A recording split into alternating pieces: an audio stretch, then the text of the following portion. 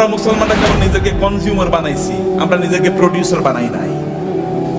পৃথিবীর সবচেয়ে বড় বড় ব্র্যান্ডগুলোর মালিক কারা বলেন তো? পৃথিবীর সবচেয়ে বড় বড় ব্র্যান্ডগুলোর মালিক কারা? সব মুসলমান। আপনি যদি লিভার ব্রাদার্স এর কথা বলেন তাহলে কি? আপনি যদি অ্যাপলস এর কথা বলেন, এমনকি অ্যামাজন, এটা তো একটা মার্কেটিং প্লেস, অথবা আলিবাবা, এগুলো সব মুসলমানরা তৈরি করছে, মানে অমুসলমানরা। সবকিছু, সকল ব্র্যান্ডের মালিক তারা। তাহলে আমরা কি করলাম? আমরা কেবল খাই, ঘুমাই আর টয়লেটে যাই, এর বাইরে কোনো কাজ নাই। এখন তো টয়লেটে যাওয়ার জন্য, আগে তো অন্তত আপনি টয়লেটে যাওয়ার জন্য বাসার বাইরে যাওয়া লাগতো, এখন তো বাসার বাইরে না, একেবারে বিছানার সাথে টয়লেট। কয়েকদিন পরে এমন টয়লেট বের হবে যে আপনি যেখানে শুইতেছেন ওইখানে টয়লেটের ব্যবস্থা হয়ে যাবে, বাইরে আর আপনার যাওয়ার দরকার নাই। কি প্যাথেটিক জীবন ব্যবস্থা! মুসলমানদের তো এটা করার কথা ছিল না।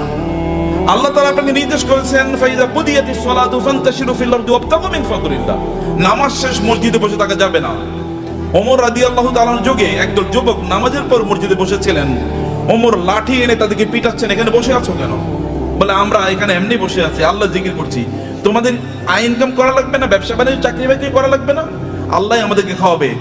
আসমান থেকে আল্লাহ কবি রিজিক নাজিল করছে, আসমান থেকে আল্লাহ বৃষ্টি নাজিল করে। বৃষ্টিকে জমিনের ফসলের জমিতে নিয়ে তারপরে ফসল উৎপাদন করা লাগে, তোমাকে সেটা করতে হবে। লাঠি নিয়ে এসে তাদেরকে পিটিয়ে বের করে দিয়েছে, যাও চাষাবাদ করো, ফসল উৎপাদন করো, চাকরি বাকরি করো, ব্যবসা বাণিজ্য করো, এটাই তোমাদের কাজ। আল্লাহ সুবহানাহু ওয়া তাআলা কোরআনে সূরাতুল মুজাম্মিলে দুই ধরনের লোকের কথা বলেছেন। দুই ধরনের লোক তারা যুদ্ধে লিপ্ত আছে। এক ধরনের লোক তারা আল্লাহর রাস্তায় জিহাদ করছে, আল্লাহর দ্বীনকে প্রতিষ্ঠা করার জন্য। আরেক দল লোক তারা টাকা পয়সা ইনকাম করার জন্য যুদ্ধ করছে। কারণ টাকা পয়সা যদি না থাকতে, তাহলে মসজিদ নির্মাণ করবেন কোত্থেকে, মাদ্রাসা নির্মাণ করবেন কোত্থেকে, আর যারা যুদ্ধ করবে তাদের জন্য অস্ত্র কিনবেন কোত্থেকে? করার জন্য you need some people who will support this people. আপনি একদল লোক যারা এই সাপোর্ট দেবে আপনাকে, তাদের অর্থ থাকা লাগবে। এবং এই কারণে আল্লাহ তাআলা বলেছেন, ওয়াইদু লাহুম মাসতাতা'তু মিন কুওয়াতিন ওয়া মিন রিবাতিল খায়ল। আল্লাহ তাআলা তার রাসূলকে বললেন, আপনি বলে দেন ওরা যেন ঘোড়ার আস্তাবল তৈরি করে, ওরা যেন ঘোড়া প্রোডাকশন যেন হাউস তৈরি করে। ঘোড়া প্রোডাকশন হাউস তৈরি করতে হলে কি কি লাগবে আপনি জানেন? আপনাকে ফার্ম তৈরি করতে হবে, ঘোড়ার ফার্ম। ঘোড়ার ফার্মে লাগে কি? ঘোড়ার ফার্মে লাগবে, তাহলে ঘোড়াকে প্রজনন করার জন্য একটা পদ্ধতি লাগবে, রিপ্রোডাকশন প্রসেস লাগবে, এবং ডাক্তার লাগবে, কারণ এখানে বিভিন্ন ধরনের রোগ তৈরি হবে, রোগের চিকিৎসা করার জন্য। আবার এগুলো কি খাবারের জন্য ব্যবস্থা লাগবে, এগুলো খাবার আসবে কোত্থেকে? আরেকটা ইন্ডাস্ট্রি তৈরি হবে, যখন এখন ফিশ ইন্ডাস্ট্রি তৈরি হবে। আবার এগুলোকে বিক্রি করার জন্য বাজার তৈরি হবে, মার্কেট প্লেস, বিশাল মার্কেট প্লেস। এবং সেখানে আবার কি ক্রেতা লাগবে, বিক্রেতা লাগবে। সেখানে আপনার ট্রেডার লাগবে, যারা ট্রেডিং করবেন এরকম লোকেরা লাগবে, যারা উৎপাদন করবে তারা লাগবে। আবার এদেরকে লালন পালন করার জন্য এই ঘোড়াগুলো একদল প্রশিক্ষিত লোক লাগবে, যারা সার্ভিসম্যান, যারা সার্ভিস দেবেন। আবার এদেরকে মার্কেটে নিয়ে যাওয়ার জন্য একদল আপনার এজেন্ট লাগবে, অথবা আপনার যেমন এখানে এজেন্সি নিয়ে আপনার কাজ করছেন, এরকম আলাদা কিছু লোকেরা লাগবে যারা এগুলো নিয়ে যাবে এবং এগুলো তারা মার্কেট প্লেসে ব্যবহার করবে। ফলে আপনি যখনই আল্লাহ তাআলা বলেছেন যে আপনি ঘোড়ার আস্তাবল তৈরি করেন, ফার্ম তৈরি করেন, ফার্ম তৈরি করা মানে হচ্ছে বিশাল ইন্ডাস্ট্রি তৈরি করা। এবং এই ইন্ডাস্ট্রির কথা মুসলমানরা বুঝেছেন। প্রায় 1200 বছর জুড়ে, রাসূলের আগমনের পর থেকে শুরু করে 1200 বছর জুড়ে গোটা পৃথিবীর সকল প্রায় ইন্ডাস্ট্রির মালিক ছিল মুসলমানরা। অধিকাংশ ব্র্যান্ডের মালিক ছিল মুসলমানরা। কিন্তু আমরা যখন এই ব্র্যান্ড থেকে বের হয়ে গেলাম, যখন আমরা মনে করলাম আমরা ওই যে বৈরাগী জীবন যাপন করলাম, খ্রিস্টানদের মতো বৈরাগী জীবন যাপন করা শুরু করে দিলাম। না, আমি মাওলানা সাহেব, আমি ইমাম সাহেব, আমি কেবল আজান দেবো, আমারে যা পয়সা লোকেরা যা দান সাদাকা করে, এই দান সাদাকা খায় আমি বাঁচবো, এইরকম মানসিকতা যখন আমাদের তৈরি হয়ে গেল, আমি যাকাত খাবো, এইরকম মানসিকতা যখন তৈরি হয়ে গেল, তখন আমাদের কাছ থেকে চলে গিয়েছে অন্যদের কাছে নেতৃত্ব। পৃথিবী তারাই নেতৃত্ব প্রদান করে যাদের হাতে টাকা থাকে, এটা মনে রাখবেন। যাদের হাতে অর্থ থাকে তারাই পৃথিবী নিয়ন্ত্রণ করে। আমেরিকা কেন সুপার পাওয়ার? তাকে কেন ব্রিটিশরা সুপার পাওয়ার ছিল? কেন ফ্রান্স সুপার পাওয়ার? কেন ইউরোপ সুপার পাওয়ার? অথবা কেন এখন চায়না সুপার পাওয়ার হয়ে যাচ্ছে? কেন ইন্ডিয়া সুপার পাওয়ার হয়ে যাচ্ছে? আমরা কেন হতে পারছি না? It is only because we don't possess money, property. সম্পদ আমাদের কাছে নাই, টাকা আমাদের কাছে নাই। আমরা ভিক্ষা করলে ওদের কাছে ভিক্ষা করা লাগে। বাংলাদেশের উন্নয়নের জন্য টাকা আসে কোত্থেকে? আমেরিকা থেকে, ইউএস থেকে, অথবা ইউএসএইড দেবে, ইউএন দেবে, অথবা ওয়ার্ল্ড ব্যাংক দেবে ইত্যাদি। ওগুলো কি আমাদেরকে কি দেয়? সাদাকাই তো দেয়। জাকাত মানে জাকাত হয়তো বা তারা দেয় না, তারা সাদাকা দেয়, তারা চ্যারিটি করে, তারা দান করে আমাদেরকে। আর দান করা হাত, এই হাতই গোটা পৃথিবী নিয়ন্ত্রণ করবে। যে হাত দান গ্রহণ করে, এই হাত পৃথিবী কোনোদিন নিয়ন্ত্রণ করতে পারে না। আল্লাহ সুবহানাহু ওয়া তাআলা কোরআনে উল্লেখ করেছেন যে আমরা যেন আকিমুস সালাতা আতুজ যাকাতা, নামাজ পড়ো, যাকাত খাও। বুঝেন না আপনারা এখনো? আল্লাহ কি বলেছেন? নামাজ পড়ো, যাকাত খাও, নাকি? কেন বুঝেন না? কথা বলছেন না কেন? আপনার এতগুলো লোক, কোনো আওয়াজ নাই। নামাজ পড়ো, যাকাত খাও।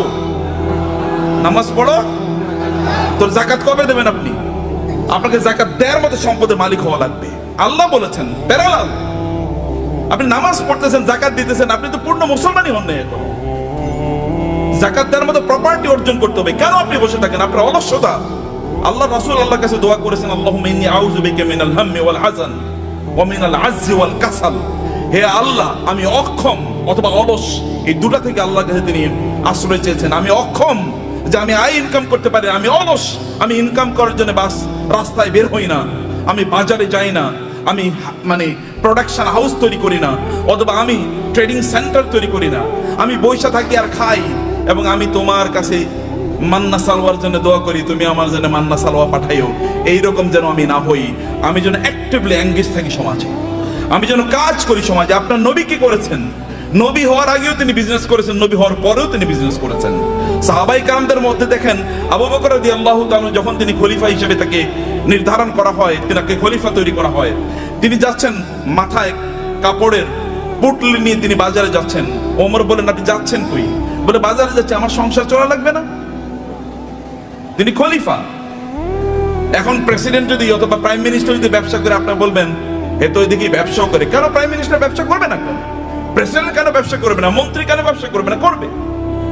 ব্যবসা তো আমাদেরই করা উচিত, কারণ আমরা inherently by born, by virtue of our identity, আমরা মুসলিম হওয়ার কারণে, কোরআনের ধারক এবং বাহক হওয়ার কারণে আমাদেরকে বিজনেস করা লাগবে। আমাদেরকে সম্পদ উপার্জনের করার জন্য আমাদেরকে এই পদ্ধতি আবিষ্কার করা লাগবে আমাদেরকে, সম্মানিত ভাইরা। কিন্তু এটা হলো একটা দিক। কিন্তু এই সম্পদ যেন আমাকে কারণের মতো না বানিয়ে ফেলায়। সম্পদ যেন কি না করে, কারণে যদি, তাহলে এক নম্বর কথা হচ্ছে আপনি নামাজও পড়বেন না, জাকাতও দেবেন। এখন থেকে আপনাকে সিদ্ধান্ত নিতে হবে যে এই রমাদান থেকে আপনি জাকাত দিতে পারবেন, এরকম চেষ্টা আপনি শুরু করবেন ইনশাআল্লাহ। নাকি বলেন? ভাই, আপনার এলাকায় আপনি সবচেয়ে বড় ধনী হন, সমস্যা কি? সম্পদ উপার্জন করা কি হারাম নাকি? সম্পদ উপার্জন করা হারাম? নো, সম্পদ উপার্জন করা তো ফরজ।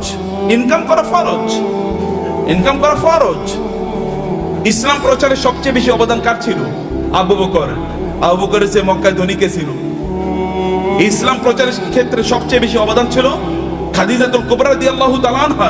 খাদিজাতুল কুবরার চেয়ে মক্কায় ধনী নারী কে ছিল?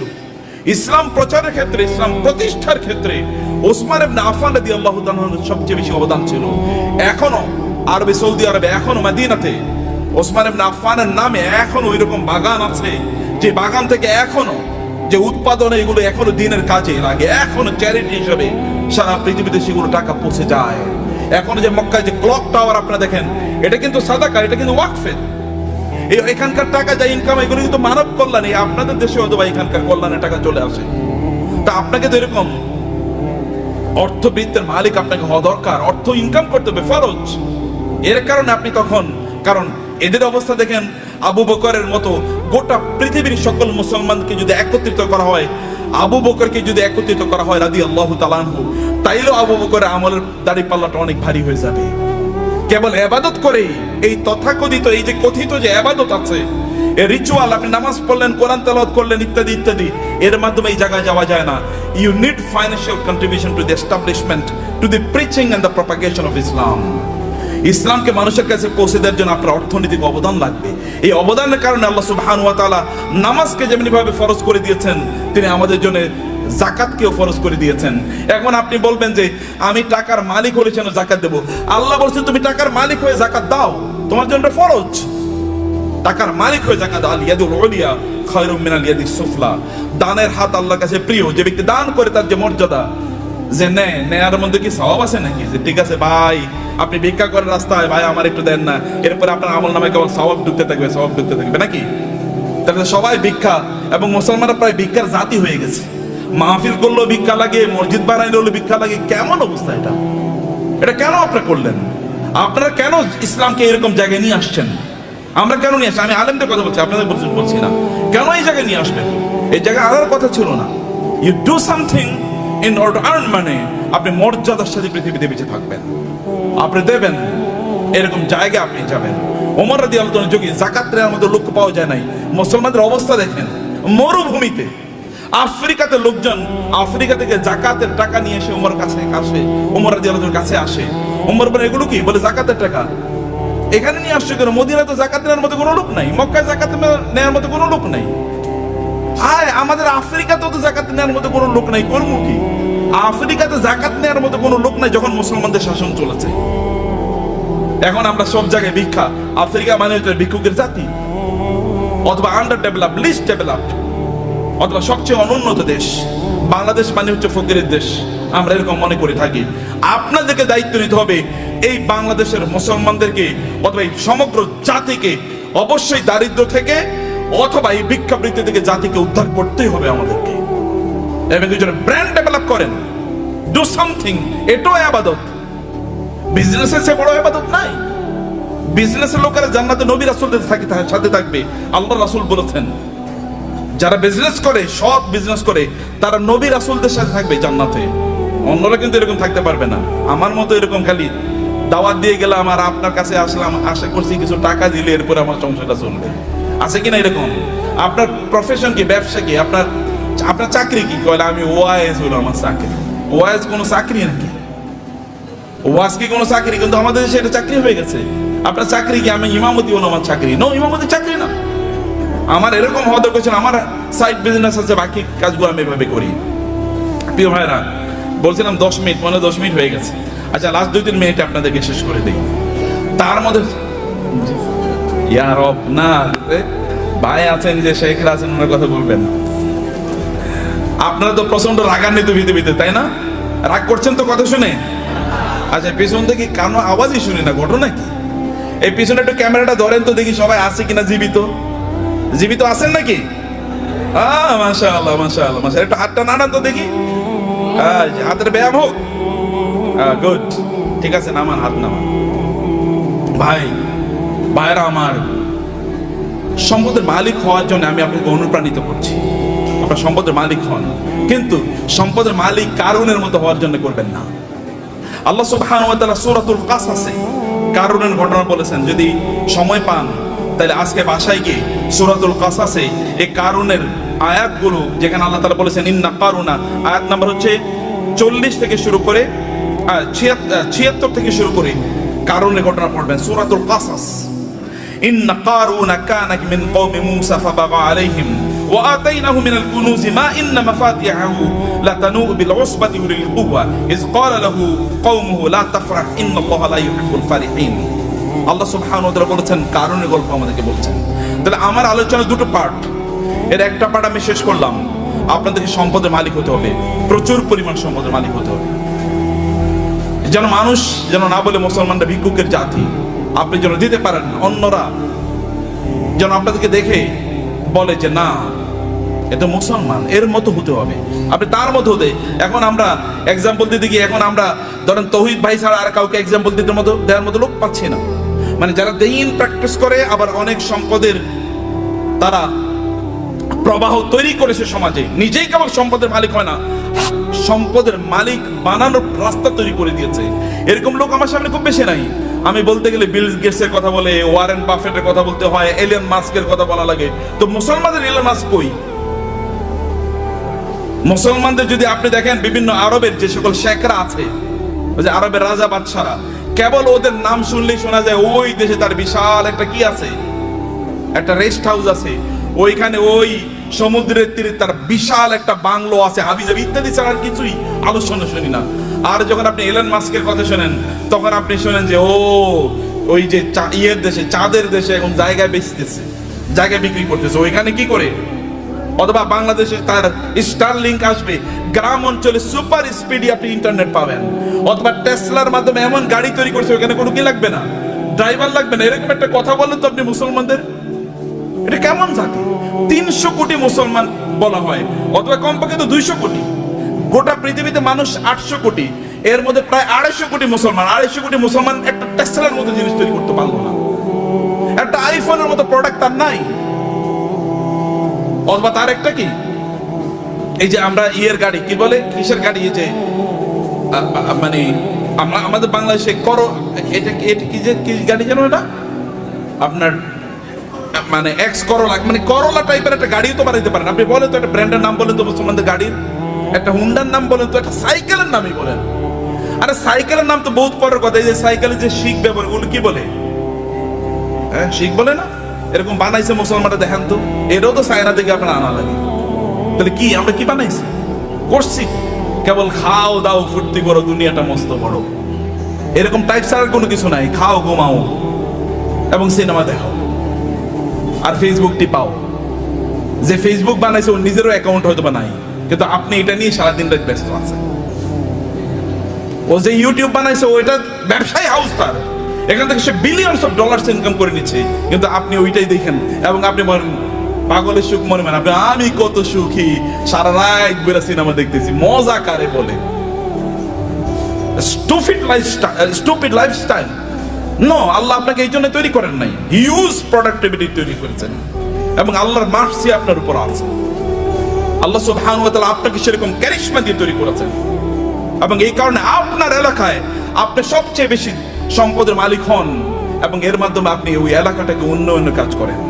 ওইখানে এমন কোন মসজিদ না থাকুক যে মসজিদে আপনার কন্ট্রিবিউশন নাই, এমন কোন মাদ্রাসা না থাকুক যেখানে আপনার কন্ট্রিবিউশন নাই, এমন কোন দিনই কাজ না থাকুক যেখানে আপনার কন্ট্রিবিউশন নাই। লোকেরা যখন চিন্তা করবে আমরা এখানে একটা দিনই কাজ করতে চাই, তখন সবার আগে আপনার নাম মনে পড়বে, অমুকের কাছে যাই। যেমনি ভাবে লোকেরা কোনো দিনই কাজ করলে, রাসূলের কোনো দিনই কাজের প্রশ্ন দেখা দিলে তার সবার আগে মনে পড়তো কার নাম? আবু বকরের নাম, আবু বকর নাম মনে পড়তো, তো ওসমান নাম মনে পড়তো, কারণ কেউ তাদেরকে সুপারসিড করতে পারতো না। সম্মানিত ভাইয়েরা এবং বোনেরা, সে কারণে পজিটিভলি অ্যাক্টিভলি সময় কাটান। মনে রাখবেন প্রত্যেকটা সেকেন্ডের জন্য আল্লাহকে জবাবদিহি করতে হবে। আল্লাহর কাছে আপনাকে জবাবদিহি করতে হবে প্রত্যেকটা সেকেন্ডের জন্য। ওয়াল আসরি ইন্নাল ইনসানা লাফি খুসর, মানুষ সৃষ্টিগতভাবে বিপদের মধ্যে আছে। ইন্নাল ইনসানা লাফি খুসর, তবে ইল্লাল্লাযিনা আমানু ওয়া আমিলুস সালিহাত, যারা ঈমান এনেছে, ঈমান আনার উপর ভালো কাজ করছে। যাকাত যদি ইসলামের তৃতীয় স্তম্ভ হয়, আমরা বলি নামাজ রোজা, নামাজ রোজা, আল্লাহ বলছেন নামাজ যাকাত, নামাজ যাকাত, নাকি আমরা কি বলি? নামাজ রোজা, কিন্তু আল্লাহ কি বলেছেন? নামাজ যাকাত। নাম কেন দুটোকে একসাথে বলেছেন? এই দুটোকে একসাথে আপনাকে যদি আপনি করতে পারেন, তাইলে তো আপনি ইসলামের 5টা স্তম্ভ আপনি পালন করলেন।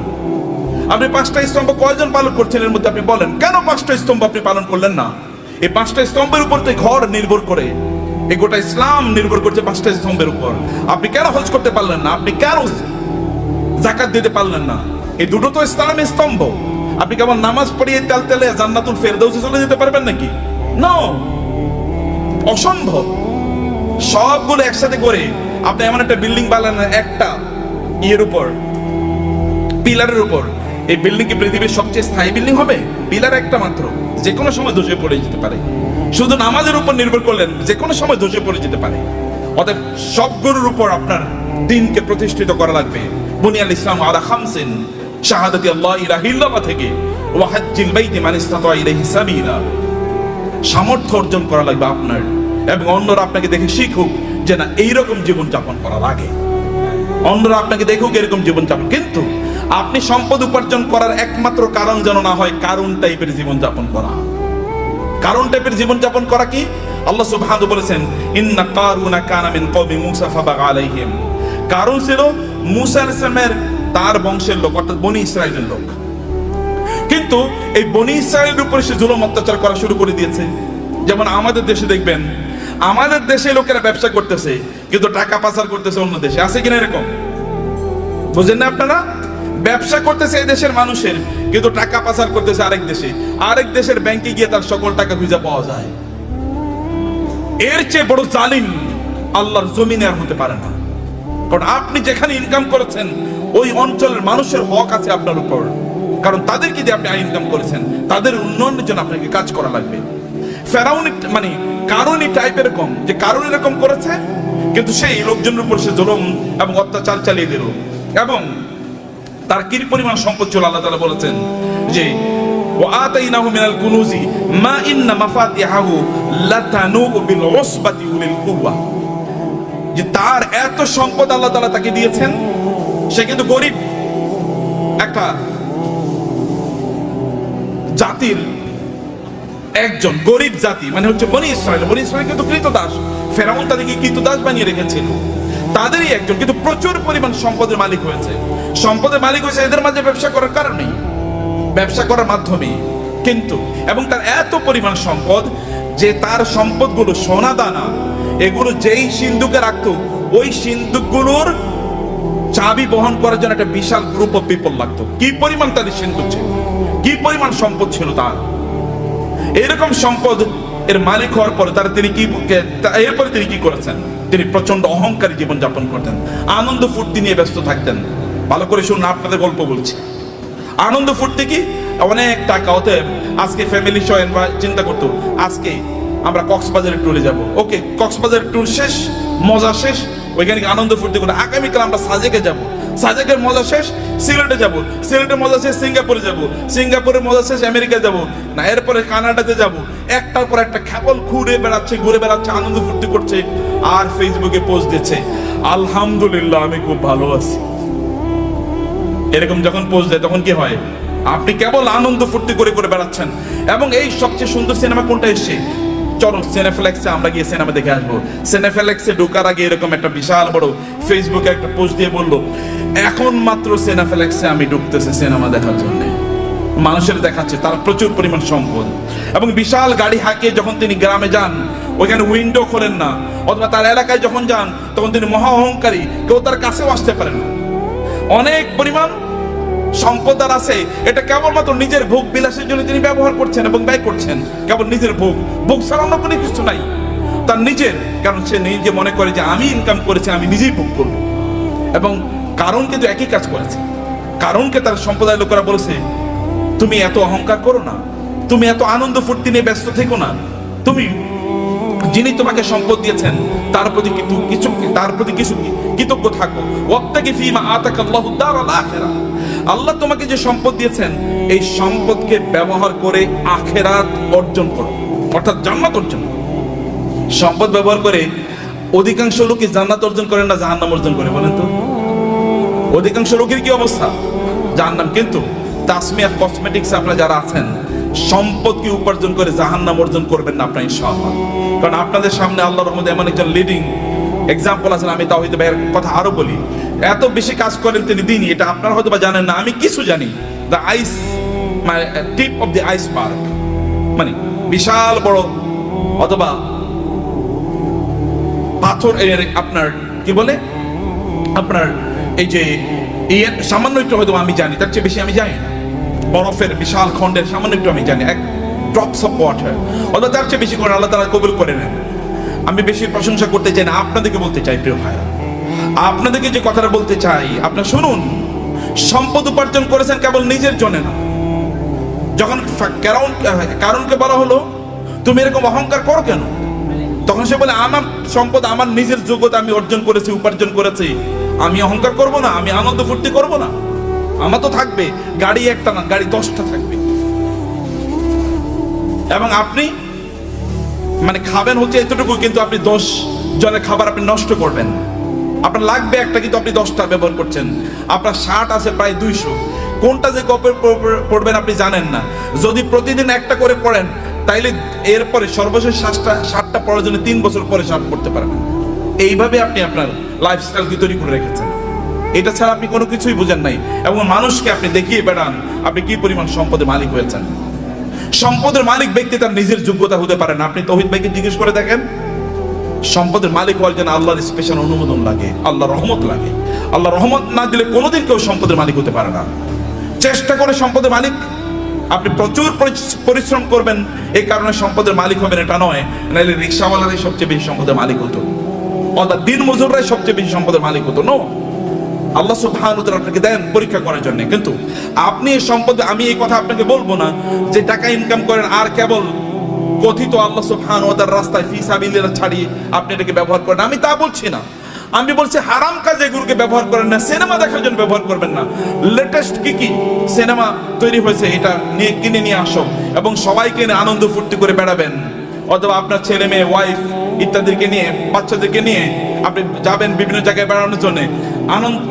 আনন্দ ফুর্তিতে মেসে থাকবেন, লাল পানি খাবেন, অথবা জুয়া খেলবেন, অথবা অন্যান্য ফুর্তি ফ্যাশন করে বেড়াবেন। সেখানে কোনো দিনই পরিবেশ নাই, দিনই কোনো আচরণ নাই, এবং এর মধ্যে আপনি আনন্দ খুঁজে বেড়াচ্ছেন। আপনার টাকা আপনি হিরাবে ব্যয় করছেন। এই অর্থ ব্যয়ের মাধ্যমে আপনি জান্নাত কিনছেন না জাহান্নাম কিনছেন? আপনি কিনছেন জাহান্নাম, অথচ আল্লাহ অনুগ্রহ করে আপনাকে সম্পদ দিয়েছেন। আপনার সম্পদ ব্যবহার করে আপনি জান্নাত কেনেন। এগুলোকে হালাল উপায় ব্যবহার করলে আপনার জান্নাত কেন হয়ে যায়? আপনি হালাল ভাবে চলেন, নো প্রবলেম। এমনকি আপনার স্ত্রীর জন্য যদি আপনি গোলাপ ফুল কিনে নিয়ে যান, সেটাও আপনার জন্য কি, সেটাও কি সওয়াব। বলবে নতুন ফতোয়া নিয়ে আসে, নতুন ফতোয়া, এটাই পুরান ফতোয়া, এটাই পুরান ফতোয়া। আপনার স্ত্রীর জন্য আপনি টাকা ইনকাম করেছেন, স্ত্রীর জন্য গোলাপ ফুল কিনে নিয়ে যান, তার জন্য নতুন একটা আইটেম কিনে নিয়ে যান এবং তাকে খুশি করেন, কারণ তাহলে আপনার সংসার ঠিক থাকবে, আপনার সন্তানটা ঠিক মতো চলবে। এটাও কি, এটাও দিনদারি, এটাও ইবাদত। অতএব আপনি হালাল পথে আপনার সম্পদগুলো ব্যবহার করেন। এর মাধ্যমে আপনি ওয়াক্তাকি ফিমা আতাকাল্লাহু দারুল আখিরা ওয়ালা তানসা নাসিবাকা মিনাদ দুনিয়া। আমি বলি না আপনি সাজেকে যাবেন না, আমি বলি না সিলেটে যাবেন না, আমি বলেছি ওখানে যান এবং আপনার সন্তানকে নিয়ে আপনি সেখানে জামাতের সাথে নামাজ আদায় করুন। লোকেরা দেখুক যে পর্যটনে এসেও তারা কি করছে, জামাতে তারা নামাজ আদায় করছে, মিস করছে না। আপনি বিচে তখন যান যখন নামাজের সময় না, লোকেরা দেখুক যে তিনি নামাজকে প্রায়োরিটি প্রদান করছেন। লোক ওইখানে গিয়েও আপনি দান সাদাকা করুন, লোকেরা দেখুক যে লোকটা আল্লাহ সুবহানাহু ওয়া তাআলাকে আনন্দ করতে এসে আল্লাহকে বলেন নাই, আল্লাহকে তিনি তার প্রায়োরিটির মধ্যে রেখেছেন। ওইখানে আপনি গিয়েছেন, এখন অর্ধ উলঙ্গ হয়ে আপনি ঘুরবেন না। আপনার স্ত্রী, তিনি সেখানে পর্দার মধ্যে থাকবেন না, আপনি তাকে দেখিয়ে দেখিয়ে শোপিসের মধ্যে, চিড়িয়াখানার চিড়িয়ার মধ্যে তাকে এরকম দেখায় দেখায় বেড়াবেন, এরকম করবেন না। তাইলে আপনি কি হলো, আপনার সম্পত্তি আপনি জান্নাত উপার্জন করলেন, জাহান্নাম আপনি উপার্জন করলেন না। আপনার সম্পদের কারণে অন্যকে ছোট তুচ্ছ তাচ্ছিল্য করে দেখবেন না, দেখাবেন না। আপনার ড্রাইভার, তাকে তুই করে বলা, আপনার সন্তানও তাকে তুই করে বলে, আপনিও তুই করে বলছেন। আপনার বাসায় বুড়ো মহিলারা কাজ করে, তাদেরকে আপনি তুই করে বলছেন, আপনি নিজেও তুই করে বলছেন, আপনার বাচ্চারও তুই করে বলে। এটা কেমন কথা বলো? তিনি তো আপনার মায়ের সমান বয়সের। আল্লাহ তাকে না দিয়ে পরীক্ষা করছেন, আপনাকে দিয়ে পরীক্ষা করছেন। লাইফস্টাইলে অহংকার যদি কেউ করে, তাহলে কারণের অবস্থা কি হয়েছিল? এত ব্যাপক পরিমাণ সম্পদ, লোকেরা তাকে দেখলে বলতো, আহা, কারণের মধ্যে যদি সম্পদ আমার থাকতো, আমাদের থাকতো। কিন্তু কোনো এক সময় কারণের এই আনকন্ট্রোল জীবন যাপনের কারণে আল্লাহ তাকে ধ্বংস করে দিয়েছেন, মাটির নিচে তাকে এবং তার সম্পদকে মাটির নিচে পুঁতে দিয়েছেন। তখন লোকেরা বলো, আল্লাহ আমাদেরকে বাঁচিয়েছেন, আমরা কারণের মতো হই নাই, আল্লাহ আমাদেরকে বাঁচিয়েছেন। সম্মানিত ভাইরা, আপনার সম্পদের প্রতি অন্যের অধিকার আছে, এই অধিকারগুলো দান করুন। মনে করবেন আল্লাহ যদি আপনাকে দেয়, তাহলে আপনার লাইফস্টাইলই কেবল বাড়াবেন না। আগে গাড়ি ছিল সাধারণ গাড়ি, এখন আপনি মার্সিডিজ বেঞ্জ কিনলেন, মার্সিডিজ বেঞ্জে এখন চলেন, এখন বিএমডব্লিউ কিনবেন। বিএমডব্লিউ এখন এগুলো সেকেলে, এগুলো এখন ছোট লোকেরা ব্যবহার করে। এখন আপনার একটা প্রাইভেট জেট লাগবে, এখন আপনার প্রাইভেট জেটেও চলে না, এখন আপনার কি লাগবে? এখন আর আপনি বাংলাদেশ থাকেন, এখন আপনি ধরেন কোথাও আপনি এই দেশে, এরকম ছোট দেশে মানুষ থাকে নাকি? এখন আপনি অন্য দেশে চলে গেছেন, এখানে আপনি আসেনও না, এখানকার মানুষের প্রতি আপনার কোনো দায়ও নাই, দায়িত্ব নাই। এখানকার টাকা পয়সা লুট করে, ব্যাংকের টাকা লুট করে এবার আপনি অন্য দেশে গিয়ে পালিয়ে চলে গেছেন। এরকম যেন কোনো অবস্থা না হয়। আপনাকে নিশ্চয়ই, আপনাকে এই দেশের মানুষের প্রতি আপনার যে দায় আছে, এই দায়িত্ব আপনাকে পালন করতে হবে। আমি এই বলার কথা বলে আপনাদেরকে শেষ করছি প্রিয় ভাইরা। তাহলে এক নম্বর, যে সম্পদের মালিক হন এবং হালাল ভাবে, পবিত্রভাবে সম্পদের মালিক হন। মালিক অর্জনের চেষ্টা করুন, দিনরাত যা কাজ করবেন। আপনি যদি সম্পদের মালিক হওয়ার জন্য দৌড়ান, এই দৌড়টাকে আল্লাহ সুবহানাহু ওয়া তাআলা ইবাদত হিসেবে আপনার আমলনামায় লিখে দেবে। এবং দুই নম্বর বিষয় হচ্ছে, যা আয় ইনকাম করছেন, এগুলো কেবল আপনি নিজের জন্য করছেন এরকম না, মানুষের সাথে ভাগাভাগি করেন। অন্যের অধিকার আছে, পাড়া প্রতিবেশীর অধিকার আছে, আত্মীয় স্বজনের অধিকার আছে। আপনার আত্মীয়রা তারা খারাপ অবস্থায় আছে, আর আপনি পশ লাইফ লিড করেন। আপনি মুসলমান না? আপনার এতটুকু সামান্য আত্মমর্যাদা নাই, আপনার মানবিকতা নাই, মানবিক মূল্যবোধ নাই, কিয়ামতের দিন আল্লাহর সামনে দাঁড়াবেন, আল্লাহ আপনাকে বলবে তুমি এত ভালো জীবন যাপন করেছো আর তোমার আত্মীয়রা না খেয়ে মারা গিয়েছে। সেদিন কি উত্তর দেবেন? সেদিন বলবেন আল্লাহ আমার আবার দুনিয়ায় পাঠাও, আমি দুনিয়ায় প্রচুর পরিমাণ দান সাদাকা করে এবারে আমি আখিরাতে আসতে চাই। কেউ সেই দিন আর পৃথিবীতে আল্লাহ তাআলা আমাদেরকে ফেরত পাঠাবেন না, কারণ দুনিয়া একবার, দুনিয়া কি একবার। সম্মানিত ভাইরা, আমি এগেইন আমাদের তাওহীদ ভাইয়ের প্রতি কৃতজ্ঞ যে এই অনার আমাকে দেওয়ার কারণে। বারাকাল্লাহ ফিকুম, থ্যাংক ইউ ভেরি মাচ। আর তাসমিয়া হারবাল তো আমার খুবই প্রিয় প্রতিষ্ঠান, এই জন্যে যে একটা প্রতিষ্ঠান দিনের আবহে থেকে কিভাবে বড় হতে পারে এটা একটা এক্সাম্পল। এবং আপনারা এর সাথে লেগে থাকেন, নিজেরা এটাকে আরো বড় করেন, নিজেরা অনেক বড় হন ভাইয়েরা, অনেক বড় হন। এই গোটা পৃথিবীর সম্পদ যদি ভালো মানুষের হাতে থাকে তাইলে কি ওগুলো দিয়ে সিনেমা বানাইবো বলেন তো? আচ্ছা, আমাদের তৌহিদ ভাই কি ওনার টাকা দিয়ে সিনেমা বানাইবো কোনোদিন? নাটক বানাবে? এলজিবিটি কে প্রমোট করবে? অশ্লীলতাকে প্রমোট করবে? কোনো কিছু করবে না। হলে ভালো কাজে চলবে, অথবা এই যে আপনাদের জন্য ব্যয় হবে, অথবা দেশের উন্নয়নে সেটা কাজে লাগবে। এরকম মানুষের হাতে সম্পদ থাকা উচিত, এবং আপনি নিজকে ওরকম একজন রোল মডেল তৈরি করেন, এরকম একজন মানুষের পরে। এটা কিন্তু আল্লাহর নির্দেশ। আমি কিন্তু আল্লাহর কথাগুলো আপনাকে বলে গেছি আমার ভাষায়। আল্লাহর ভাষায় তো আমি বলতে পারবো না, আমার ভাষায় আল্লাহর কথাগুলো আপনাদের ব্যাখ্যা করলাম।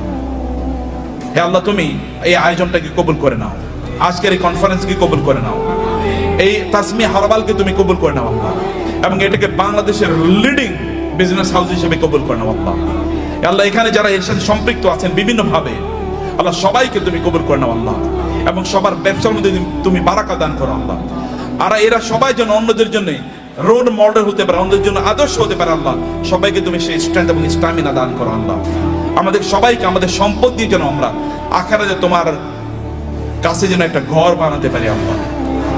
তোমার কাছে আমাদের জন্য ঘর বানায়া দিও, আমরা সেভাবে আমাদের সম্পদগুলোকে যেন ব্যয় করতে পারি, এবং অন্যের প্রতি আমাদের যে দায় আছে, দায়িত্ব আছে, মানুষের প্রতি আমাদের যে দায় আছে সেটা যেন আমরা পালন করতে পারি। আমাদের সম্পদের কারণে যেন আমরা অহংকারী না হয়ে উঠি, আমরা কেবল যেন শো অফ না করি, আমি দেখাই যে আমার এরকম আছে এবং অন্যরা এটা দেখে ইনফেরিয়রিটি কমপ্লেক্স, এটা যেন না হয়। আপনি ভাবির জন্য বিশাল বড় গয়না কিনে নিয়ে গেলেন, এবার আপনার ওয়াইফ আরেকজনের, আপনার কোনো মানে তার কোনো কাজিনের অথবা তার কোনো বান্ধবীর অথবা অন্য কাউকে বললো, দেখো আমার স্বামী কিন্তু আমার এটা দিয়েছে। এরপরে উনি তো তার স্বামীর সাথে এবার ঝগড়া বিপদ লাগলো, আমার বান্ধবীরে আমার বান্ধবীর স্বামী এরকম দিছে, তুমি আমারে দিলা না, তো তুমি তো আমার প্রতি জুলুম করছো, আমি তোমারে বিয়া করে এই জীবনটা শেষ হয়ে গেল আমার। এটা শো অফ করার জন্য না, আল্লাহর প্রতি কৃতজ্ঞতা। যত আল্লাহ দেবেন তত কৃতজ্ঞতা বাড়িয়ে দেন। আল্লাহ আপনার মাথা উঁচু করে দিয়েছেন, যিনি মাথা উঁচু করে দিয়েছেন তার জন্য মাথাটা কি হবে? অবনত হবে, সেজদায় বেশি লুটিয়ে পড়তে হবে, তাইলে তিনি আপনার মাথাকে উঁচু করে দেবেন। থ্যাংক ইউ ভেরি মাচ, জাযাকুমুল্লাহ খায়র। আল্লাহ সুবহানাহু ওয়া তাআলা আমাদের সবাইকে অনেক অনেক কল্যাণ দান করুন, আল্লাহুম্মা আমিন। হাযা ওয়া সাল্লাল্লাহু সুবহানাহু ওয়া তাআলা নবিয়ানা মুহাম্মদ ওয়া আলিহি ওয়া সাহবিহি আজমাইন। সুবহানাকাল্লাহুম্মা ওয়া বিহামদিক, আশহাদু আল্লা ইলাহা ইল্লা আনতা আস্তাগফিরুকা ওয়া আতুবু ইলাইক। ওয়াসসালামু আলাইকুম ওয়া রাহমাতুল্লাহি ওয়া বারাকাতুহু।